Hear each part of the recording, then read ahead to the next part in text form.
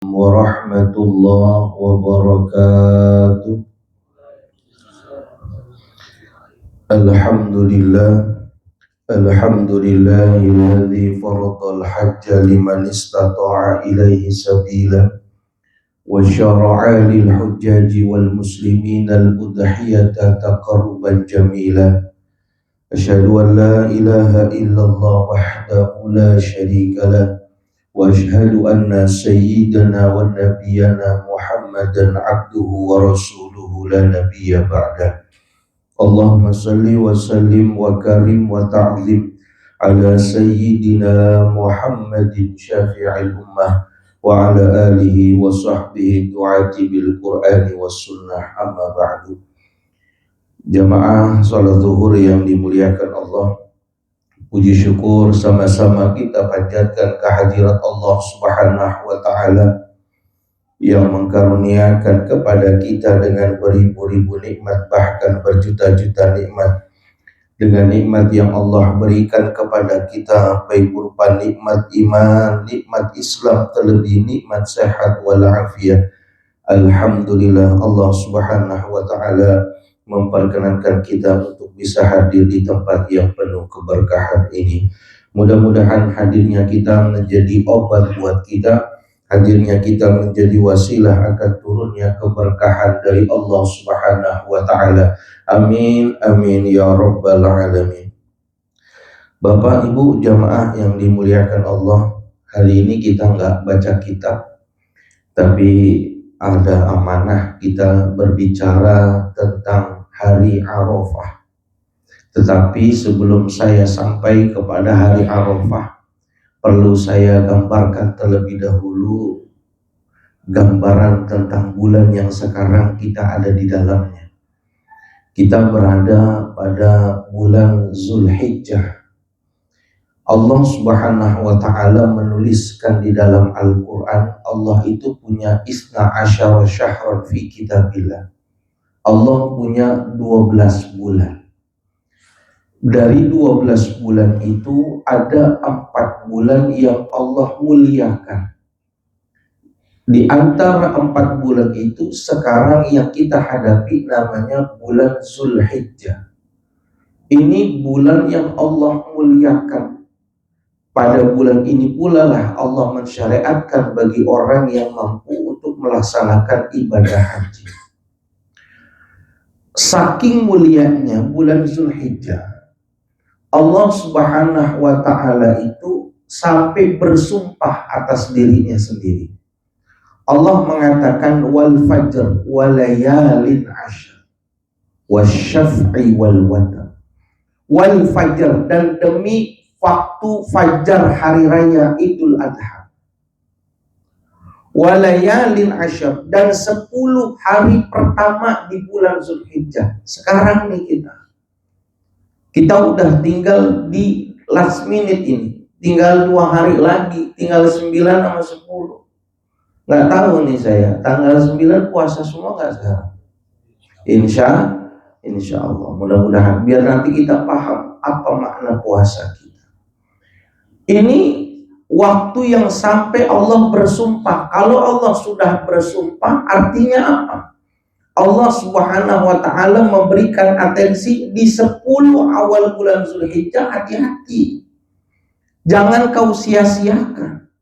Ulama itu banyak yang menulis kitab tentang 10 hari 10 Zulhijjah, sampai mereka berani mengatakan 10 hari pertama bulan Zulhijjah itu lebih bagus, lebih afdal daripada 10 hari terakhir bulan Ramadan selain malam Lailatul Qadar. Lailatul Qadar gak bisa dilawan. Seandainya Lailatul Qadar gak turun di 10 malam terakhir bulan Ramadan, itu kalah sama 10 hari di bulan Zulhijjah. Jadi ulama-ulama kita itu kalau udah memasuk tanggal 1 Zulhijjah, hati-hati dia. Puasanya 10 hari, kita kan puasanya mohon maaf paling banyak 2 hari, paling banyak. Mungkin ada yang 10 hari, alhamdulillah bagus, atau 9 hari, mohon maaf, 10 harinya kan haram. Nah, ada kitab yang kita baca, kita pelajari sekarang. Ada yang ditulis oleh Syekh Abdul Qadir Al-Jilani. Nama kitab beliau adalah kitab Al-Gunyah. Di dalam kitab beliau mengatakan, man akrama hadhil ayyamil asyrati akramahullahu ta'ala bi asyri karamat. Siapa orang yang memuliakan 10 hari pertama bulan Zulhijjah, dia hormati, dia hargai, gak melakukan berbagai macam kemaksiatan, setidaknya dia jauhkan dirinya dari perkara-perkara yang dilarang, maupun dia gak berpuasa, yang penting dia hormati. Dalam hidupnya Allah berikan kemuliaan terhadap orang tersebut. Berapa yang Allah kasih kemuliaan? Paling sedikit, kata Syekh Abdul Qadir, 10 kemuliaan bagi orang yang mau menghormati 10 Zulhijjah. Bapak yang gak sanggup puasa di lapangan, itu puasa sunnah, gak apa-apa gak puasa. Orang saudara kita yang di Arafah, mereka gak ada yang puasa. Bahkan ada yang mengatakan makruhnya litahrim sampai haram. Kalau seandainya dia berpuasa di Bukit Arafah, mulai sekarang di zuhur sampai maghrib dia tertidur, maka lebih baik dia tidak berpuasa daripada tidur. Kenapa? Kalau tidur jangan jauh-jauh di Arafah. Tidur aja di sini duren 3 naik ke Arafah, bayar mahal-mahal. Makanya dibilang, ulama bilang haram. Kita yang kerja narik kabel, gali lubang, nggak apa-apa. Yang penting jangan pernah ngeremehin bulan ini. Ada penyesalan, ya Allah kalau saya nggak bisa puasa, mudah-mudahan nanti di tanggal 8 dan 9 saya bisa puasa. Kalau 8, 9 nggak bisa, di tanggal 9. Kalau nggak bisa juga berharap, ya Allah mudah-mudahan tahun besok saya bertemu bisa mulia bulan Zulhijjah. Apa kemuliaan yang pertama? Al-barakatu fi umrihi. Allah berikan keberkahan terhadap umurnya. Umur itu, Pak Haji, udah dibatasin, ada ajal kita. Kalau yang dimaksud berkahnya umurnya boleh pendek, tapi kebaikannya terus tersampaikan. Ini yang dibilang kebaikan jariah kita. Imam Syafi'i kalau mengikuti kalender Islam umurnya 54 tahun. Tapi kalau ngikutin kalender umum 52 tahun. Umurnya cuma 52 tahun, tapi kemanfaatannya sampai dengan 14 abad, 13 abad, sampai sekarang dibaca kitab. Kita buka kitab, kita kirimin Fatihahnya, kita pakai ajarannya, kita pakai pemikirannya. Ini namanya umurnya pendek berkah. Daripada orang dikasih umur panjang tapi nggak pernah disebut kebaikannya, nggak pernah diziarahi makamnya, nggak pernah dikirimkan doa untuk diri. Nauzubillah misalnya. Kan belum ada kita kirim doa, yuk sama-sama kita Fatihah, mudah-mudahan diringankan siksaan Fir'aun dan Namrud. Nggak ada. Kenapa? Dibikin contoh keburukan orang yang dikasih panjang umur tapi tidak dimanfaatkan buat kebaikan. Kita nggak tahu Pak umur kita berapa. Saya sudah berulang kali mengingatkan diri saya pribadi. Allah menciptakan di bawah arsy itu ada satu pohon besar. Itu Bapak bisa lihat di dalam kitab Daqaiqul Ahbar yang bercerita sahabat Ka'bul Ahbar. Pohon itu ada daun yang setiap daun itu tertulis nama kita masing-masing. Nama saya, nama Bapak, nama Pak Haji Fauzan, Pak Edi, semuanya tertulis. Jadi jumlah daun itu sama dengan jumlah makhluk ciptaan Allah di muka bumi. 40 hari sebelum orang itu meninggal dunia, maka jatuh tuh daun itu di mejanya malaikat Israel. Sehingga Israel tahu 40 hari ke depan siapa yang bakal meninggal dunia, Israel tahu. Di sana sudah mau mayit penyebutannya, di hadapan dunia sedang penghabisan. Nah kita nggak tahu daun kita ini sebenarnya udah turun apa belum, kita nggak tahu. Dan itu namanya ajal. Kalau ternyata sudah turun 39 hari yang lalu, bisa jadi ini hari terakhir buat kita. Nanti habis maghrib nih, habis takbiran buka puasa, innalillahi, bisa jadi, bisa. Dan Nabi pernah bilang betapa banyak orang bertemu hari ini walakin la yastakmilu, tapi nggak bisa menyempurnakan sehari, nggak bisa. Tadi pagi masih ngopi, masa beduk zuhur udah nggak ada. Itu Allah bilang. Nah kita nggak masalah itu Pak. Kita cuma berharap waktu umur kita udah nggak ada, kebaikan kitanya masih ada. Itu namanya keberkahan. Bapak yang kerja, bikin hal apa yang kemanfaatannya umum. Niatin jariah, jangan ngambil manfaat. Oh, kalau saya bikin ini begini nih, listrik jadi begini, niatin. Selama itu dipakai buat kebaikan dunia, maka jariah kita dapat. Itu namanya keberkahan umur. Umur boleh pendek, kebaikan disebut-sebut. Itu siapa? Orang yang muliakan bulan Zulhijjah. Yang kedua apa? Wal hifzi li'iyali. Allah akan jaga keluarganya. Keluarga kita dilindungi imannya, dilindungi keberadaannya oleh Allah. Bapak, orang yang gak suka sama kita, orang yang musuh mau nyantet kita, yang disantet bukan bapak. Bapak punya proteksi diri. Yang disantet anak kita, yang disantet istri kita, yang dijelik dikirimin istri kita, anak. Kalau anak kita udah kena, kita gak bakal fokus kerja, Pak, pusing. Emang di situ cara menghancurkan karir seseorang. Yang diserang bukan ininya, keluarganya yang diserang. Kalau Bapak pengen kerja tenang, ibadah tenang, muliain bulan sekarang. Pasrah sama Allah. Ya Allah, saya muliakan bulanmu. Muliakan, agungkan, berikan perlindungan buat saya dan keluarga saya. Kita pulang ke rumah tenang, anak kita pulang sekolah, anak kita pulang kuliah, istri kita di rumah tenang. Coba kita pulang, istri kita lapor, Pak, anak kita udah 2 hari gak pulang. Bagaimana mau tenang? Ditelepon, gak kerja, gak, saya nyari anak saya hilang. Bisa jadi gak 2 hari, 3 hari. Tapi orang kalau mulia bulan Zulhijjah, apalagi puasa di bulan Arafah, kita tenang, pasrah sama Allah. Ya Allah, mudah-mudahan kau titipkan, ku jaga anakku dan keluargaku. Yang ketiga, apa? Waziyadati fi mali, akan Allah tambahkan di dalam pemeliharaan. Ini kalau orang-orang kayak orang-orang kami yang habaib, para ulama-ulama itu 10 Zulhijjah itu dermawan, lebih dermawan lagi. Mobilnya itu udah penuh duit 2.000, duit 5.000 gitu. Yang ngamen gak kudu nyamper gitu. Kadang anak pang yang lagi hidup dipanggil, udah makan belum? Kasih dia 100.000 beli makan. Kan gak puasa ya, urusan dia mau puasa apa kagak, yang penting hari itu dia kasih sudah, dipanggil. Ini kan ada sampai nyanyi 3 album gak dikasih-kasih, kan ada tuh 3 album. 1 album 12 lagu, 30 lagu, udah begini, udah bibir miring, Bang Edi gak kasih. Panggil sini, kasih. Nanti apa? Ditambahin lagi rezekinya sama Allah. Makanya gak ada orang berangkat ibadah haji yang ikhlas pulang miskin, gak ada. Walaupun tuh hajinya boleh jual tanah gitu, gak ada. Insya Allah Allah ganti, dia bisa beli rumah, dia bisa punya tempat-tempat tinggal. Pasti, jangan takut. Orang Betawi dulu begitu, nggak ada yang hidup susah. Padahal berangkat haji berdua, dia jual tanah, nggak ada yang susah. Anaknya makan, anaknya sekolah. Kenapa? Kontrakannya masih 100 pintu, dia masih aman. Dia 100 pintu ya kan, sepintu 1 juta, udah 100 juta. Apalagi yang keempat, wa takfiri lisayyiati, Allah tutupin dosa-dosa kita. Kalau ngomongin dosa mah udah bukan jago dosa, kita tengkulak dosa.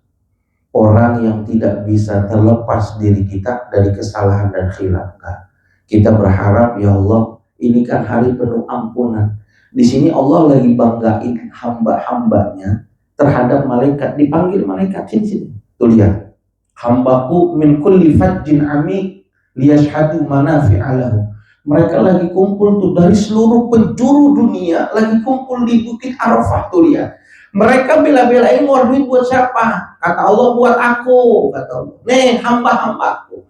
Waktu mereka disuruh meminta kepada Allah, berdiluni minta kepadaku, saluni minta kepadaku. Kita di sini nggak berangkat minta juga. Bagi Tuhan Bukit Arafah itu seperti dunia. Kalau Allah kasih ke sini semuanya dapat, siapa yang minta yang dikasih?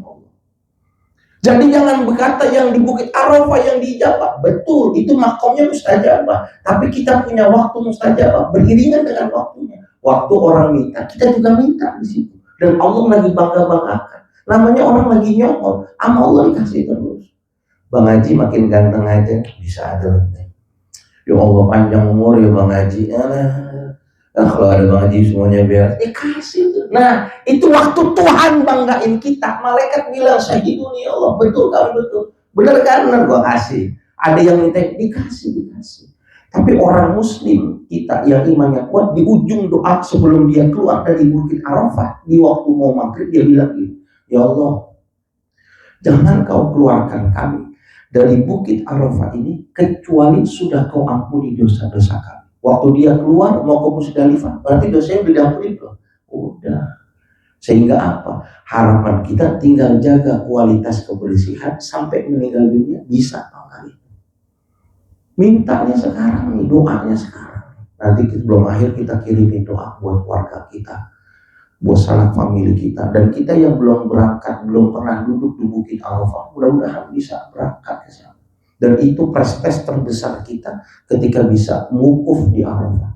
Orang yang ada di wukuf Arafah, beribu mohon maaf, bukan orang pejabat, bukan orang kaya, bukan orang miskin, tapi tamu-tamu yang memang Tuhan pengen undang dengan cara dan jalannya sendiri. Bisa jadi Allah pernah undang saya karena Allah pengen ngapusi dosa-dosa saya. Dosanya Yusama banyak, ngomong doang amalnya dikit. Nah, Allah undang saya, Allah pengen ampuni dosa-dosa saya, Allah kasih kesempatan saya buat melakukan kebaikan. Apalagi nih Pak, orang di 10 Zulhijjah kalau kita muliain gitu, kita jaga 10 Zulhijjah ini apa? Wa tashili li sakratihi.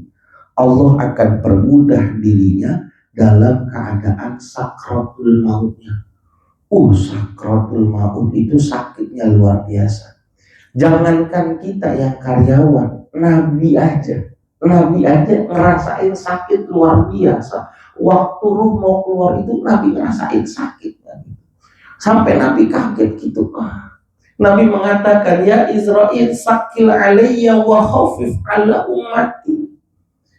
Wahai malaikat Israel, sakil alayya, limpahkan rasa sakitnya daripada keluar ruh daripada diri hamba-hambaku, limpahkan kepada diriku. Wa khafif alayya, kasih ringan buat mereka. Kenapa? Sakitnya luar biasa. Nabi Musa alaihissalatu wassalam itu CS sama malaikat Israel itu dekat. Dalam kitab Mukhtasar Tazkirah Qurtubi, dekat tuh malaikat Israel sama Nabi Musa. Nabi Musa bilang begini, sakit yang di CS kan, ini buat Ismail bin Tarwa, itu saudara saya itu. Ini sakit sakratul maut itu gimana rasanya? Kata Israel, aneh juga nggak tahu, aneh cuma nyabut doang, aneh belum pernah ngerasain rumahnya digelapin, belum pernah. Mau nyoba nggak? Nabi Musa pernah mau dicoba, ditarik sama malaikat Israel, dibalikin lagi sama Israel. Ditanya sama Israel, gimana rasanya? Kata Nabi Musa alaihissalatu wassalam, sakitnya sakratul maut itu lebih sakit daripada seekor kambing yang masih hidup tapi kulitnya dikulitin, diseset, tapi kambingnya masih hidup. Itu kambing jeritnya luar biasa, lebih sakit orang sakratul maut. Jadi keluar ruh itu berat. Tapi orang yang memuliakan bulan Zulhijjah, khususnya 10 hari awal, insya Allah gampang keluar. Nabi Musa itu orang yang dekat sama Allah. Ibadahnya luar biasa. Nabi Musa itu ibadahnya luar biasa. Allah kasih mukjizat kepada dia, itu bisa menghidupkan orang yang sudah mati. Untuk membuktikan kebenaran agamanya, dihidupin. Kata orang itu begini, yang dihidupinnya yang itu mah meninggalnya baru beberapa hari, bisa jadi mati suri dia. Kalau bisa hidupin, jangan yang ini, yang matinya udah lama. Kata Nabi Musa, siapa yang mau saya hidupin? Sam bin Nuh, anaknya Nabi Nuh, yang ada dalam kitab Tanjul Ghafir. Dia meninggalnya berapa? 5.000 tahun udah meninggal. Bangunin kalau berani. Dan tunjukin ke saya mana kuburannya. Sholat. Nabi Musa waktu sudah dibangkitkan, nongol di samping. Sambil Nuh itu waktu meninggal masih muda, tapi pas dibangkitkan rambutnya putih. Karena ini Sambil Nuh nggak mau naik ke kapalnya Nabi Nuh. Meninggalnya masih muda. Dia itu nunggu di dalam kuburan itu, nunggu kapan diceritakan datangnya hari kiamat. Dia udah takut tuh karena dia mati dalam keadaan kafir. Waktu dipanggil sama malaikat, dikira hari kiamat, rambut yang tadi hitam jadi putih. Jadi orang kalau banyak rasa takutnya, rambutnya cepat putih. Beneran. Takut istri, takut miskin, itu enggak, Bu. Ini yang hitam nih, sehat, nggak takut istri. Dibencar sama istri sering nggak ya? Karena banyak pikiran itu. Enggak, emang ada faktor usia ya. Ya tapi emang banyak nanti Bapak kalau yang ngaji kitab sering, nanti ketemu digambarkan orang kalau lagi rasa takut, itu rambutnya berubah. Saya bisa bawain berapa puluh kitab di sini. Saya udah cerita anak kecil yang tersiksa itu kan. Jadi Sambil Nuh rambutnya putih. Ditanya sama Nabi Musa, lu kenapa putih rambutnya? Waduh, gua kira itu pembangkitan hari kiamat. Ternyata lu manggil gua ya. Ngapain? Suruh ceritain kebenaran. Habis selesai cerita kebenaran dia bilang gitu. Musa, jangan kali-kali bangunin saya lagi, jangan. Kenapa? Ente tahu nggak sakitnya sakratul maut 5.000 tahun lalu. Sampai sekarang masih terasa sakratul maut. Berarti selama kita meninggalnya, kalau seandainya digambarkan oleh Nabi, sakratul maut seperti biji kedondong masuk ke tenggorokan kita, ditarik sakitnya kayak begitu. Sampai kita dibangkitkan masih terasa. Tapi kalau orang yang muliain bulan Zulhijjah, amal solehnya bagus, itu seperti ngambil satu lembar rambut di atas tumpukan tepung, ditarik, hancur nggak tepungnya? Nggak akan hancur. Kenapa? Saking lembutnya malaikat ngambil roh orang yang muliakan bulan Zulhijjah. Apalagi wadia ini zulmati, Allah berikan cahaya penerangan di dalam kuburnya dan nggak perlu bayar bulanan, nggak bayar, cahayanya Allah kasih langsung di kuburan. Kuburan itu gelap, kita mati lampu aja 10 menit 15 menit tuh tukang PLN dikata-katain itu, oke mati lagi nih jam segini, awas aja Piala Dunia mati nih, lagi nonton bola begini, itu nggak bisa kita. Apalagi pernah kejepit di lift, saya ngerasain 10 menit itu berlima di dalam, dikasih suara suruh sabar, saya cuma takut ngelos doang di Blok M Square tuh. Wah kok pakai mati itu kan? Ini kan kira ngomongin lampu begini nih, kemarin nggak ngomongin PLN nggak mati saya. Itu saya di Blok M Square, iya nggak apa-apa, di Blok M Square itu 5 orang saya. Udah jangan nggak apa-apa, sudah biarin. Saya ini puasanya kuat saya mah. Sahurnya makan enak tadi saya. Itu takut. Padahal saya berlima. Gimana coba yang di kuburan sendiri? Kalau orang yang mulain bulan Zulhijjah, Allah kasih kemuliaan, terang kuburannya, nggak punya rasa takut dia. Yang punya bisa dapat fasilitas ini orang yang amalnya bagus, yang amal solehnya bagus. Sudah bisa? Belum tendut ya. Dicas ya ini ya. Ini inovasi baru ya, nggak cuma motor mobil ini ya. Jangan ke Bang Edi, dia nanti lagi tidur tadi, jangan ganggu orang tiduran, dosa. Iya. Kita 5 orang, saya kejepit di lift aja di Blok M Square itu, takut gimana sendirian di kuburan. Kalau mau kuburan terang, gak usah pakai panggil KWH suruh pasang, nggak perlu. Udah banyakin amal, hormati bulan Zulhijjah, kuburan kita terang. Jadi malaikat udah tahu mana orang yang kuburannya enak sama yang gak enak, udah kelihatan. Dari mana? Dari lampunya udah kelihatan. Orang kalau lampunya remang-remang itu ketahuan tuh, pasti listriknya 900 tuh. Pas kamu udah nggak ada ya? Nggak ada. Masa ada? Nggak ada lah. Jarang. Kan lampunya bawah lampu ini kan masih listrik 900, terang 1.300, terus sampai yang mau terang 5.500. Kelihatan rumahnya siapa itu. Kalau yang remang-remangnya kata malaikat paling digebukin nih, digebukin. Apalagi yang gelap. Apalagi wataskili limizani, Allah akan bikin berat timbangan amalnya bagi orang yang apa? Yang menghormatin bulan Zulhijjah. Nanti bukan cuma menghormatin, walaupun kerja ada amalannya disuruh baca nih, walaupun amalannya kita bacanya nggak sesuai, setidaknya nggak ditinggalin sama sekali. Wan najah min darkakat wan najah tu min darokatihi. Waktu orang lagi dalam keadaan huru hara, dia tenang-tenang aja, dibikin hatinya tenang, udah gak usah takut. Itu yang amalnya sedikit, ente kan mizannya tenang, aman, ente tenang aja, nggak akan takut. Wasu'udu ala darajati, dan orang tersebut apa? Allah angkat setiap waktu derajatnya semakin tinggi selama amal ibadahnya, amal jariahnya dipakai, dinaikin terus.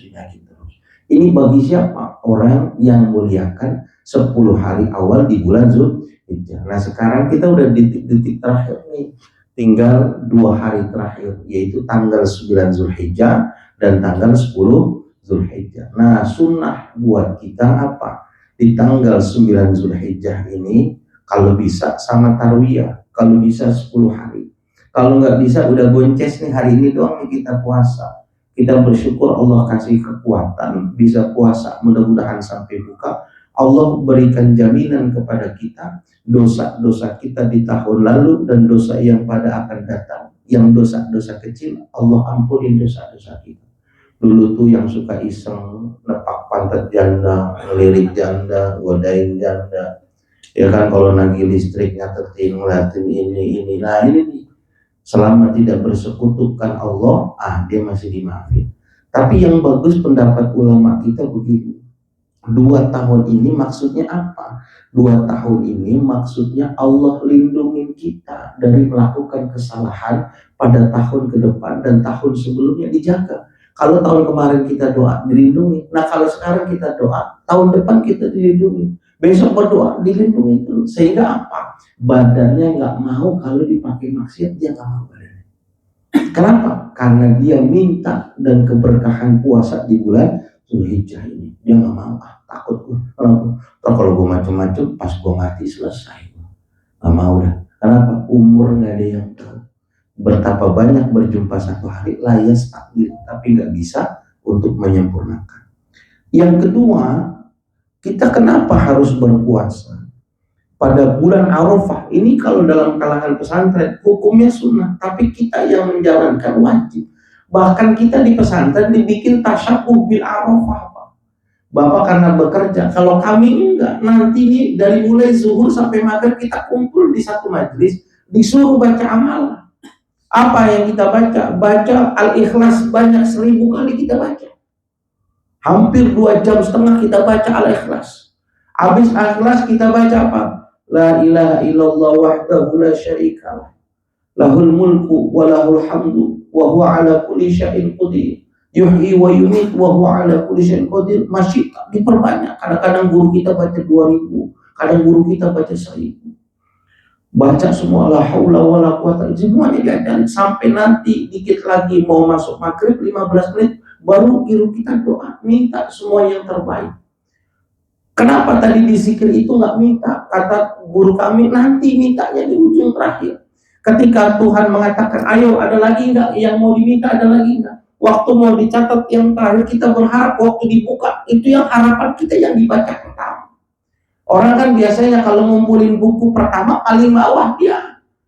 Nanti yang paling akhir ini yang ngerjain paling terakhir, berharap itu doa kita yang diijabah mintanya itu. Kapan dikit lagi mau buka? Minta, ya Allah, keluarga kami yang sakit, ya Allah, jadikan dia orang yang sehat. Apa yang dilakukan saudara kami di Bukit Arafah, kami bisa melaksanakan, ya Allah.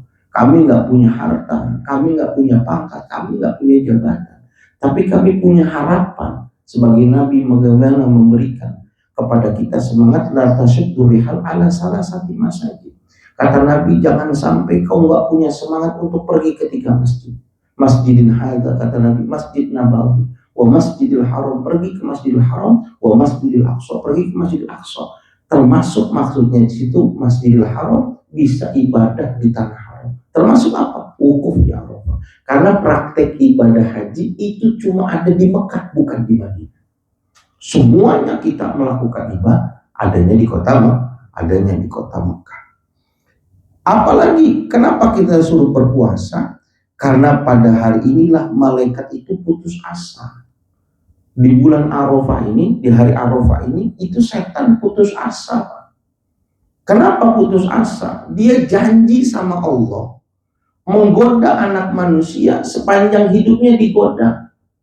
Biar melakukan kemaksiatan, biar nanti masuk nerakanya bareng-bareng.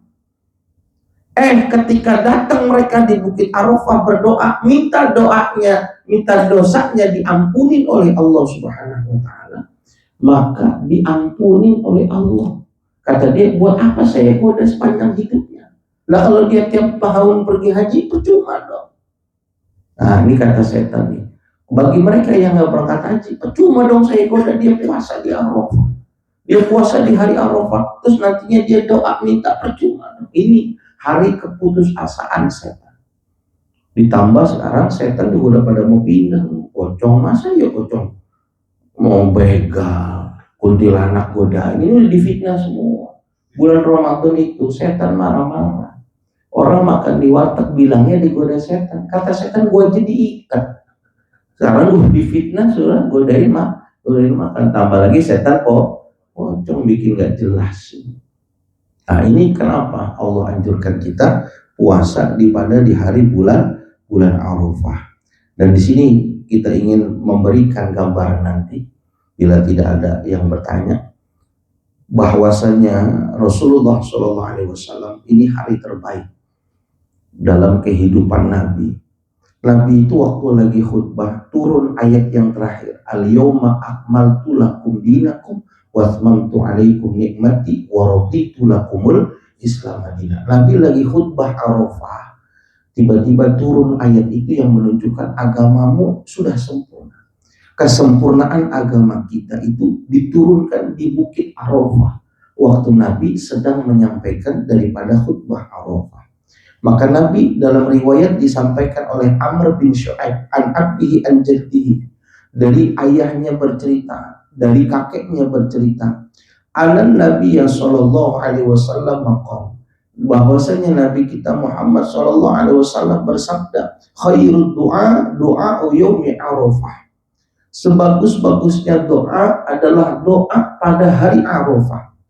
Wa khairu ma kuntu anna wan nabiyuna min qabli, dan sebaik-baiknya doa yang dipanjatkan oleh aku dan para nabi-nabi terdahulu apa? La ilaha illallah wahdahu la syarikalah, lahul mulku wa lahul hamdu yuhyi wa yumiit wa huwa ala kulli syai'in qadir. Itu dibaca sebanyak mungkin.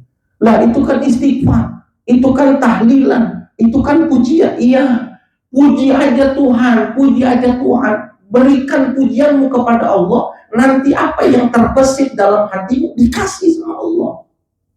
Gak usah pakai minta, seakan-akan apa? Kalau orang udah suka terhadap orang yang dicintai, gak perlu ngomong apa yang dia butuhin, udah pasti dikasih.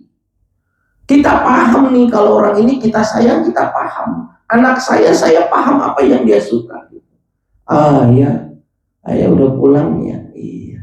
Ayah ganteng banget dah. Iya, udah nih, mau jajan apa? Iya, ayah ngertian. Tahu saya. Kenapa? Karena saya udah sayang sama. Kalau Tuhan udah sayang sama kita, nggak perlu kita ngomongin aneh-aneh, nggak perlu. Tuhan udah paham. Waktu ya Allah, la ilaha illallah, kata Allah, iya, saya paham. Ada masalah, iya saya paham. Nanti habis lebaran, gua selesaiin masalah. Tenang. Inilah kenapa kita di hari Arafah minimal kita puasa satu aja nih. Tanggal 9 ini jadikan kewajiban buat kita dalam hal mewajibkan diri. Dari mulai sekarang sampai dengan apa? Sampai dengan pada hari kita tidak lagi bisa melakukan ibadah puasa. Inilah sekelumit tentang kemuliaan daripada Arafah. Saya belum bicara esensi tentang hikmah pelaksanaan ibadah haji, tetapi masih memberikan gambaran tentang masalah ini. Ada yang mau dipertanyakan sebelum saya kasih satu gambar hikmah daripada pelaksanaan haji? Apa sudah ini? Berat emang ngaji sambil puasa, paling berat itu. Ya. Satu saya gambarin sebelum saya tutup dan kita berdoa gini. Orang yang haji Pak, itu yang sering dikatakan, diajarin mungkin Pak Haji juga, baca talbiyah, labbaik Allahumma labbaik, labbaik la syarika laka labbaik. Labbaik itu artinya, ya Rob, saya penuhi panggilan. Orang yang sudah berangkat haji atau sering mendengar tentang haji, terlebih yang mereka memahami esensi ibadah haji dengan berpuasa Arafah, maka diharapkan itu timbul ada namanya semangat talbiyah, semangat di dalam memenuhi panggilan Allah. Apa saja kalau Allah berseru kepada dirinya, dia cepat. Dan di dunia kita dipanggil Allah cuma 3 kali. Panggilan pertama lewat muazin, lewat azan. Itu mah bukan ngasih tahu waktu sholat, nyuruh ngingetin kita waktunya mendekatkan diri kepada Allah. Sampai Allah mengatakan, ya ayyuhalladzina amanu idza nudiya lis-sholati min yaumil jumu'ah fas'au ila dzikrillah wa dzarul bai'ah. Kalau udah waktunya sholat, izin tinggalin dulu urusan ibadah dulu. Nggak ada yang bisa mengalahkan urusan akhirat dari dunia. Kalau kita nggak bisa, kasih hati kita sedih, ya Allah maafin, tanggung ya Allah, lagi rapat, lagi kerja ya Allah, maafin ya Allah. Mudah-mudahan nanti habis ini saya bisa sholat bareng-bareng. Jangan meremehkan. Waman tahawwana ani sholat. Kalau dia sudah mulai meremehkan sholat, ayo bang sholat jamaah. Wah jamaah mah buat lu yang pahalanya kurang, buat gue udah cukup, gue udah ngijat Mekah Madinah, ganjaran gue udah gede. Waman tahawwana ani sholat. Orang yang berani meremehkan daripada sholat, maka orang ini sudah disiapkan 15 siksa, yang nanti siksaan itu diberikan di dunia, di kubur, dan di akhirat. Di dunianya kemarin saya katakan paling ringannya matinya su'ul khotimah. Ini yang meringankan sholat. Yang kedua, panggilan haji. Bapak kalau sudah mampu, 3 hal: mampu harta, mampu jiwa, fisik sehat, punya ilmu manasikul hajj, berangkat haji, berangkat umroh, jangan sampai kagak. Kalau Bapak punya 3 hal ini nggak mau berangkat, kata Nabi, pilih mata Yahudian atau Nasranian. Meninggalnya mau Yahudi atau Nasrani, sama aja, matinya kafir. Yang ketiga, panggilan Allah lewat malaikat Israel. Ini panggilannya nggak mungkin ditolak. Di telepon atasan aja kita angkat, apalagi disamperin Israel. Kalau kita belum bisa nih, ketika Israel datang, ngapain nyambut nyawa, besok aja.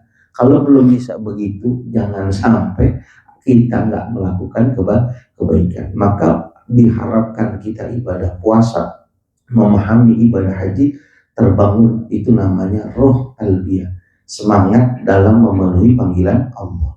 Al-Quran mengatakan, innama kana qaulal mu'minina idza du'u ilallahi wa rasulihi liyahkuma bainahum ayyaqulu sami'na wa ata'na. Waktu dengar azan, perkataan yang keluar dari orang yang beriman, ya Rob, saya dengar, saya kerjakan. Waktu suruh zakat, ya Rob, saya dengar, saya kerjakan. Ini hanya sedikit sekelumit dari banyak ilmu yang disampaikan oleh ulama-ulama kita, yang hakikatnya mengajarkan kepada kita muliakan bulan Zulhijjah, berharap yang baik di bulan ini. Mudah-mudahan keberkahan yang Allah turunkan pada hari ini itu juga bisa diturunkan kepada kita bersama.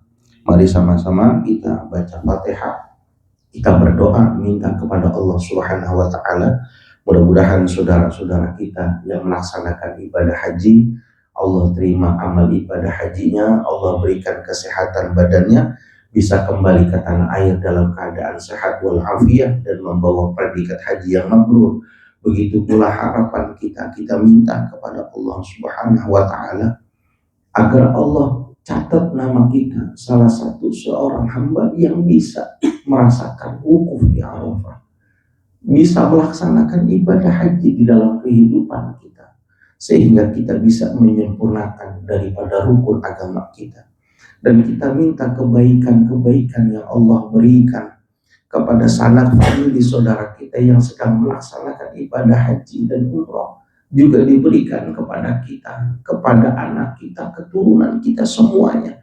agar bisa berangkat ke Baitullah dan bisa berziarah ke makam baginda Rasulullah SAW. Adapun keluarga-keluarga kami yang sudah meninggal dunia, yang belum sempat melaksanakan ibadah haji dan umroh, ya Allah berikan rezeki yang banyak sehingga kami bisa membuatkan badal haji buat mereka, sehingga tuntutan agama bagi mereka yang belum sempat mereka lakukan bisa kami tunaikan sebagai bentuk kebaktian kami terhadap orang tua kami, keluarga kami yang sudah meninggal dunia. Dan seharapan kami, ya Allah, doa yang disampaikan oleh mereka orang-orang soleh, orang-orang yang melakukan kebaikan di Bukit Haram, di Tanah Haram, di Bukit Arafah, meminta kebaikan dunia dan akhirat juga terlimpahkan kepada kami. Dan bila sudah waktunya memang kami harus menghadap kepadamu, wafatkan kami dalam keadaan husnul khatimah, membawa iman Islam, membawa iman ketakwaan, bitilkan niat wa ila hadratin Nabi Muhammad sallallahu alaihi wasallam. Al-Fatihah. Bismillahirrahmanirrahim. Alhamdulillahirabbil alamin. Maliki yaumiddin. Iyyaka na'budu wa iyyaka nasta'in. Ihdinas shiratal mustaqim. Shiratal ladzina an'amta 'alaihim ghairil maghdubi 'alaihim waladdallin. Amin. Mudah-mudahan ada manfaat yang bisa kita ambil, kita berikan kesehatan, bisa sampai maghrib, bisa merayakan Idul Adha, bisa melakukan berkurban.